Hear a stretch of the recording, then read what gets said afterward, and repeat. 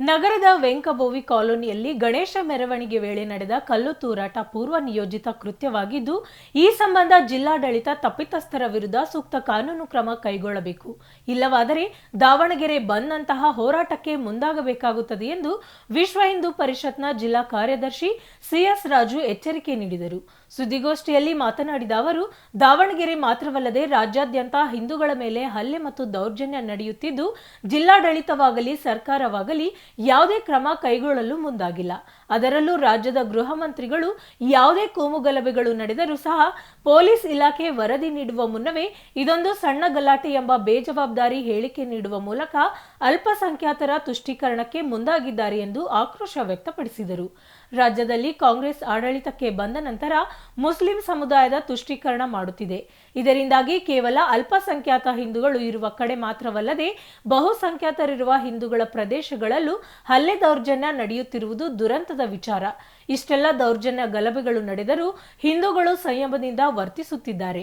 ಆದ ಕಾರಣ ಸರ್ಕಾರ ಹಿಂದೂಗಳ ತಾಳ್ಮೆಯ ಕಟ್ಟೆ ಒಡೆಯದಂತೆ ಕ್ರಮಕ್ಕೆ ಮುಂದಾಗಬೇಕು. ಇಲ್ಲವಾದಲ್ಲಿ ಮುಂಬರುವ ದಿನಗಳಲ್ಲಿ ಎದುರಾಗುವ ಯಾವುದೇ ಅನಾಹುತಗಳಿಗೆ ಜಿಲ್ಲಾಡಳಿತ ಸರ್ಕಾರವೇ ಕಾರಣ ಎಂದು ಎಚ್ಚರಿಕೆ ನೀಡಿದರು. ಸುದ್ದಿಗೋಷ್ಠಿಯಲ್ಲಿ ಮುಖಂಡರಾದ ಕೆಬಿ ಶಂಕರನಾರಾಯಣ, ವೈ ಮಲ್ಲೇಶ್, ವಿನಾಯಕ್ ರಾನಡೆ, ಕೆಬಿ ಶಂಭುಲಿಂಗಪ್ಪ ಇದ್ದರು. ನಿಮಗೆಲ್ಲರಿಗೂ ಗೊತ್ತಿರೋ ಹಾಗೆ ಗಣೇಶನ ಮೆರವಣಿಗೆ ದಾವಣಗೆರೆ ನಗರದಲ್ಲಿ ದೊಡ್ಡ ಪ್ರಮಾಣದಲ್ಲಿ ಏನು ಗಣೇಶನ ಒಂದು ಮೆರವಣಿಗೆ ನಡೀತಾ ಇತ್ತು. ಇದರ ಮೇಲೆ ನಡೆದಿರುವಂಥ ಘಟನೆಗಳನ್ನು ನಿಮಗೆಲ್ಲ ಗಮನಕ್ಕಿದೆ. ಆ ಒಂದು ವಿಷಯನ ನಿಮ್ಮ ಮುಂದೆ ಸಾರ್ವಜನಿಕರ ಗಮನಕ್ಕೆ ತರಬೇಕು ಅನ್ನೋ ಇದರಲ್ಲಿ ಒಂದು ವಿಷಯ ಇಟ್ಕೊಂಡು ನಿಮ್ಮ ಮುಂದೆ ನಾವು ಪತ್ರಿಕಾಗೋಷ್ಠಿಯನ್ನು ಬಂದಿದ್ದೀವಿ.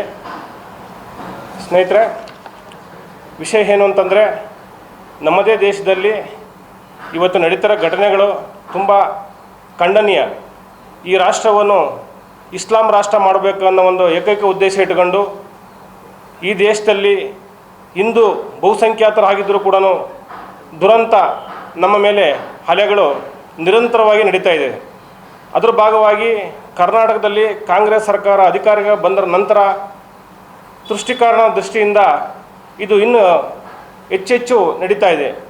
ಎಲ್ಲೆಲ್ಲಿ ಹಿಂದೂ ಬಾಂಧವರು ಅಲ್ಪಸಂಖ್ಯಾತರಾಗಿದ್ದಾರೋ ಅಲ್ಲೆಲ್ಲ ನಿರಂತರವಾಗಿ ದಬ್ಬಾಳಿಕೆ ದೌರ್ಜನ್ಯ ನಡೀತಾ ಇದೆ.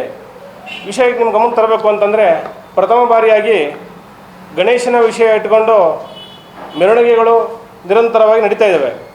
ಪ್ರಥಮ ಬಾರಿಯಾಗಿ ಗಣೇಶನ ಒಂದು ಹಬ್ಬದ ಉತ್ಸವದಲ್ಲಿ ಎಲ್ಲ ಭಾಗದಲ್ಲೂ ಕೂಡ ಅಲಂಕಾರಗಳನ್ನು ಗಣೇಶನ ಉತ್ಸವದ ಒಂದು ಕಮಿಟಿಯವರು ಎಲ್ಲ ಕಡೆ ಮಾಡ್ತಾಯಿದ್ದಾರೆ. ಅದೇ ರೀತಿಯಾದಂಥ ಗಾಂಧಿನಗರದಲ್ಲಿ ನಮ್ಮದೇ ಸಾರ್ವಜನಿಕ ಸ್ಥಳ, ಆ ಸಾರ್ವಜನಿಕ ಸ್ಥಳದಲ್ಲಿ ಹಾಕಿರುವಂಥ ಒಂದು ಟವರ್ ಮೇಲೆ ಒಂದು ಭಗವಧ್ವಜ ಹಾಕಿದರು.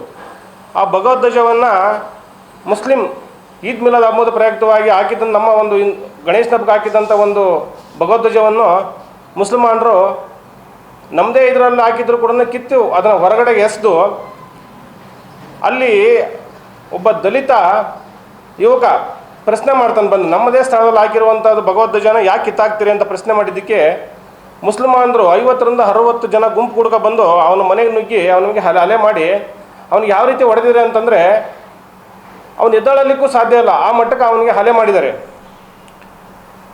ಇಂಥೆಲ್ಲ ಘಟನೆಗಳು ನಡೀತಾ ಇದ್ದರೂ ಕೂಡ ಬಹುಸಂಖ್ಯಾತರದ ಹಿಂದೂಗಳು ಇವತ್ತು ಕೂಡ ಸಂಯತೆಯಿಂದ ಸೌಮ್ಯ ಸ್ವಭಾವದಿಂದ ಶಾಂತಿಯುತವಾಗಿ ಜೀವನ ಮಾಡ್ಕೊಂಡು ಹೋಗ್ತಾ ಇದ್ದಾರೆ.